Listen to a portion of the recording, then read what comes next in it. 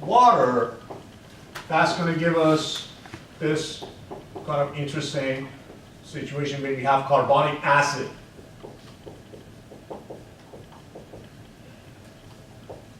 Right?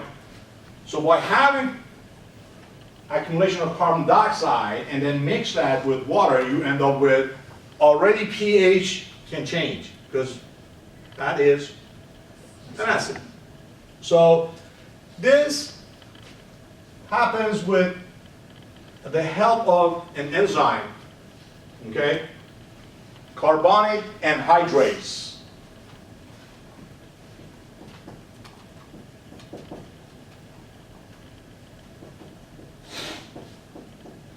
Also known as carbonic dehydrogenase. So if you see that, it's the same thing. It's just the same thing. And it works in two different places. It can give us that, and then also can work with this. Dissociation of carbonic acid into hydrogen ion and bicarbonate ion. See that?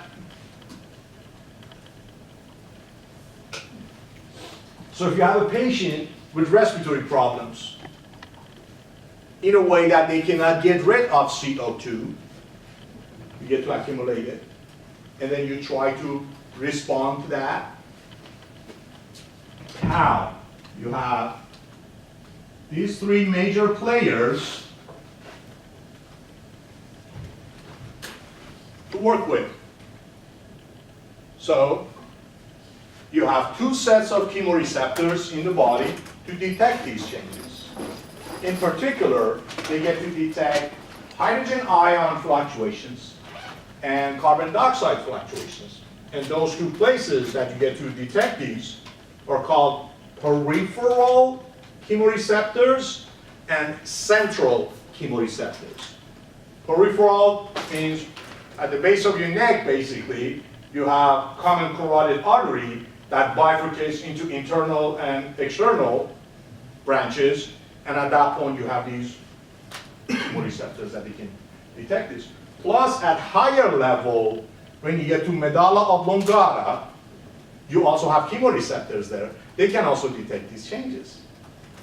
So, if you have, for instance, accumulation of carbon dioxide, and that leads to these two are going to be detected by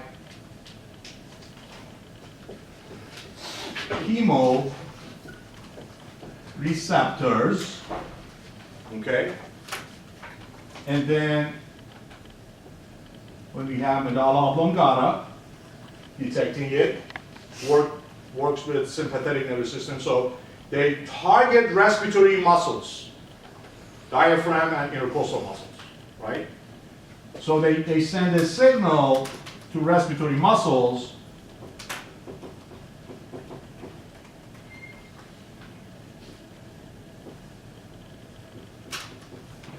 to contract faster, right?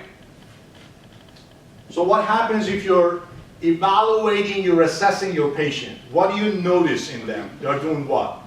You're increasing. Perfect. Respiratory rate goes up. That's an indication of too much CO2 that you're trying to get rid of. And so through that, more CO2 is exhaled,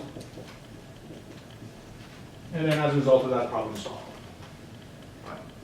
You get rid of excess CO2. However, you need to control this. You can't go on and on and on. So what controls medulla oblongata is pons. So pons kind of is the supervisor of medulla oblongata, so it will shut it down because you don't want to do hyperventilation. You don't want to go to the extreme. What happens if you do hyperventilation? You keep on, you lose a lot of carbon dioxide. Losing a lot of carbon dioxide will send you to the other extreme end. Instead of acidosis, now you're dealing with, there you go. So it needs to be regulated. And that's the job of PONS, working with medulla oblongata. Okay? So as you can see, respiratory factor in acidosis alkalosis is playing with carbon dioxide. So what I need you to get here is that this deals with CO2. So when you look at your CO2 values, that is telling you what's going on with the respiratory system. That will tell you whether your problem is respiratory or metabolic. If the CO2 is fluctuating, automatically we'll say, in either case, if pH is up or down, I'm going to go over that a little bit later. If pH is changing, you look at your CO2. If CO2 is agreeing with pH, that means your problem is respiratory, either alkalosis or acidosis. That's how you detect it. That's how you separate respiratory from metabolic. That's your clue. We're going to look at that together. So far, so good? All right. Do you mind repeating that last part? Repeating. About when you're still looking at the pH? Oh, I'm going to go over the values altogether. So really quickly, first thing you look at when you're going over arterial blood gas values, whether pH is up or down, right? So in terms of values, you have two possibilities other than being normal, within normal range, right? So it's either increased pH or your pH is decreased. If pH is decreased, that means what? Acidosis, right? And if it's up, that's alkalosis. So you can see a direct relationship between these two. Okay? So we learn how to kind of follow the chemistry, right? So what you can say is this. If carbon dioxide is accumulated, that means it is dropping pH because that leads to acidosis based on that. You see it? So if you see your pH is dropped, that's the first thing you look at. You say, oh, that's acidosis. Okay, great. But you're not done. We have more work to do. Acidosis, fine. Now look at the second value. That's your carbon dioxide. So according to that, if your CO2 is elevated, that's your normal value. So it says elevated, that means CO2 is saying acidosis, pH is saying acidosis.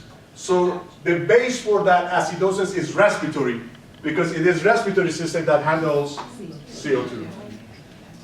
Make sense? And then later we're going to add what's called compensated, uncompensated, partially compensated to kind of complete the puzzle.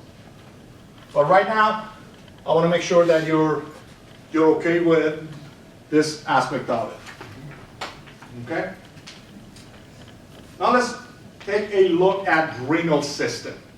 What does that do? Renal will handle hydrogen ion. That's the job of renal system. To excrete or to keep. So manages hydrogen ion. How? Let's take a look. So I'm going to erase this part right here.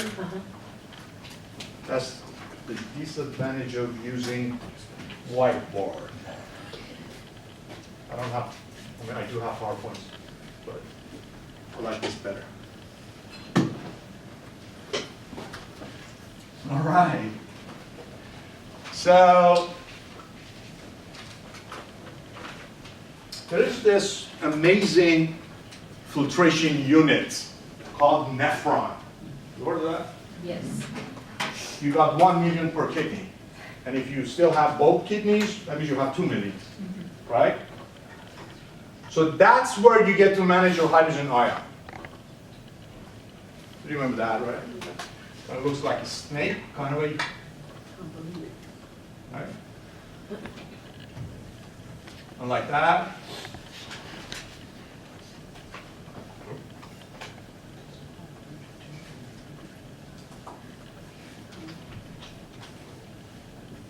like that, you know that? Like Bowman's capsule, yeah? Bowman's capsule, proximal convoluted tubule, loop of Henle, right? Distal convoluted tubule and collecting duct. And then that's where you get to make what? Urine. So you go from blood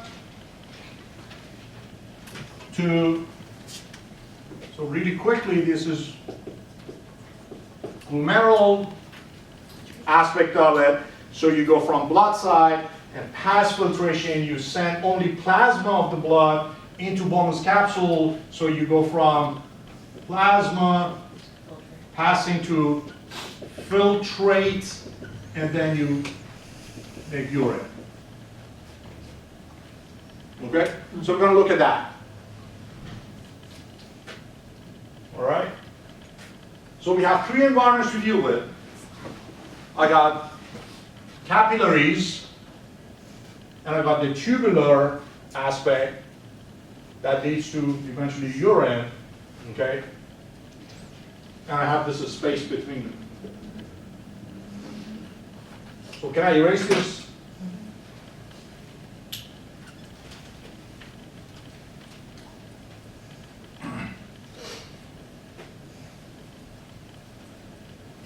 Here we go. So this is part of the tubular, so I'm going to magnify just a segment of that tubular structure. Could be proximal convoluted tubule, could be loop of Henle, distal convoluted tubule, or collecting duct. They have a wall